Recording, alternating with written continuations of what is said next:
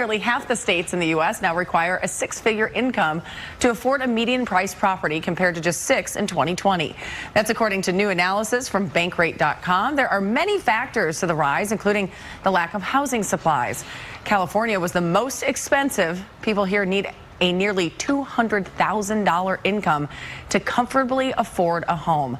By contrast, Kentucky only requires an income of $65,000. Well, speaking of that, starting Wednesday, first-time home buyers can apply for a down payment assistance, but there are a few significant changes to the California Dreamforall program. Here to tell us is CEO and owner of Innovate Realty, Suzanne Seini. Welcome. Thank you. This can be kind of hard to navigate because there is help out there. You just have to know how to find it, right? So, first of all, tell us, what is the Dreamforall program? Yes, so the Dreamforall program is a program where the government is actually able to gift funds up to $150,000, 20% down, so that way a first-time home buyer can actually potentially qualify for a mortgage. That's huge. Yeah, it's right? a win. That could take a very long time to save up. So there are changes. We mentioned that in the intro. What are the changes? Yeah, some big things, because last time there was $300 million allocated to this program, and it sold out in 8 days. So it went very fast.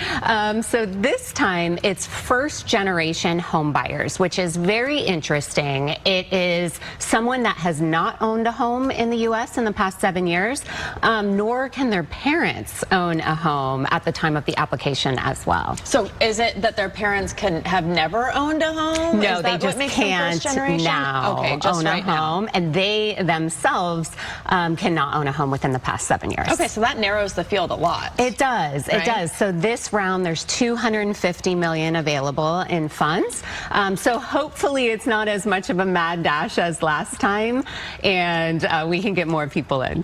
Okay, and what should people know about when they apply for the program? Yeah, the important thing is talking to a professional because they do have to be pre-approved in order to qualify for this. So it is really important to connect with your lender and make sure that you have all the facts. They'll be able to tell you whether you qualify, whether you don't qualify, and then there's a lottery system here. So it's last time it was a first come, first serve mad dash. This time it's a little more calculated. And is there a deadline or a window people should know about? Yeah, so this opens April 3rd. So this opens on Wednesday, and it will go over the next month or so. But it's important to get in, connect with your lender right away, because this is a huge opportunity for affordability in California. And you don't have to find the property before you go through this. You have to do this first, get pre-approved, get approved by this program, and then find the house. Exactly. That's a good point, because that's a significant difference from last time. Last time, people would get the approval, and then before they could even close on their home,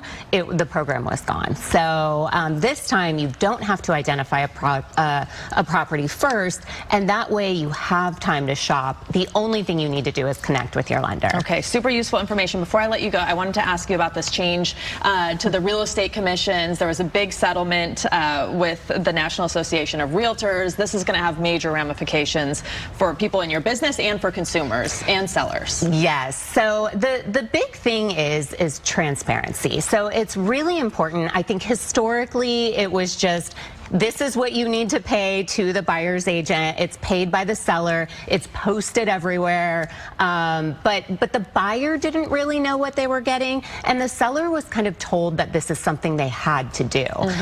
So moving forward, it's going to be a lot more transparent. So buyers are going to know exactly what their agent is being paid, and the seller is going to have the ability to potentially negotiate that price, and maybe even the buyer can contribute to those fees as well. Okay, big changes. I mean, 1 percentage point can be a huge difference in your bank account when you're buying a property. Definitely. Thank you so much for clearing all this up. I really appreciate having you.